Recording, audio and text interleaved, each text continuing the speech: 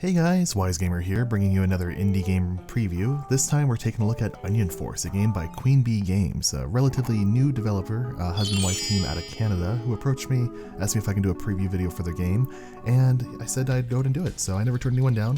It is a very early build. It's just been greenlit on Steam. It's going to be on PC, Mac, Linux, iOS, and Android as well, and you'll see why Android and iOS as well. It definitely seems like a good mobile game as well. And with that being said, let's go ahead and hop into the review. So basically what the gameplay is for Onion Force is you get to play as one of three characters, a warrior, an archer, or a wizard, in a tower defense game. Now it's kind of like a top-down Orc Must Die format where you build your towers but you also participate in the combat yourself. And there's a bunch of different types of towers and stuff like field runners or other tower defense games you may have played. So you get like arrow towers, bomb towers, health towers that can heal your hero, things like that as well. But as a hero you get to level up, get different equipment, and you'll find stuff throughout the map to do things like that too. I definitely see I guess what may be monetary, like microtransactions in the future through mobile app or through in-game app, where you can like basically use these things called onions to purchase special abilities that last for just one map or one round basically. So I'm not sure how that's going to play out exactly, but I know you can find those onions in the game to get your power-ups too, so hopefully it's not something that turns into a microtransaction, crazy cash grab type thing too. Again, it's an early build, so it's hard to tell at the time.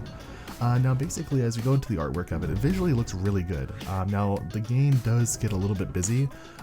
There's actually some footage you can find on their website, I'll have linked down below, or on the Steam page as well, where there's just so many attacks and enemies on the screen and just fire and things coming up on the screen. It just looks really, really busy. It's hard to see what's going on. You kind of get lost in the mix.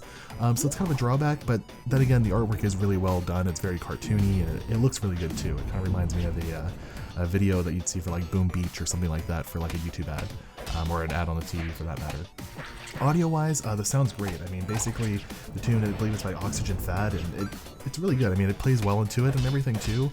There's a few unique elements in the menu screen and in the gameplay and everything, too, that kind of sets the mood of this kind of epic fight going on. The game has, like, 6 different locations with 30 levels right now in the current build.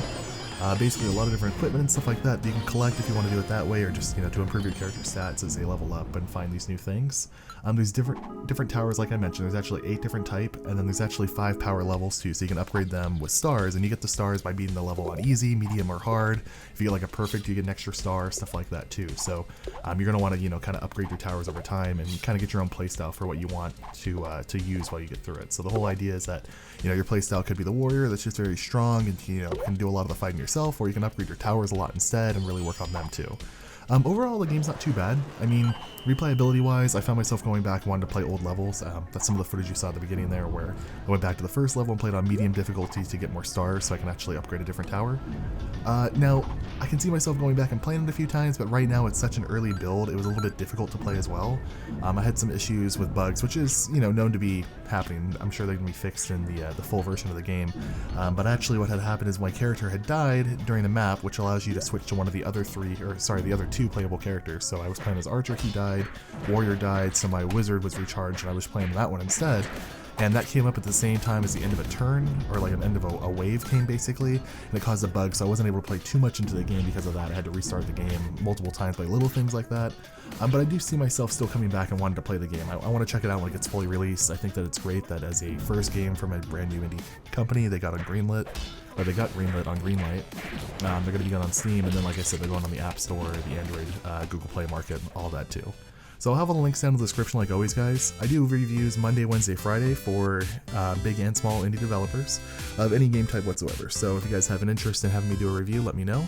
Otherwise, leave a comment on what you thought about the game. If you're interested in playing something like this, kind of an Orc Must Die type of format of tower defense, field runner type game.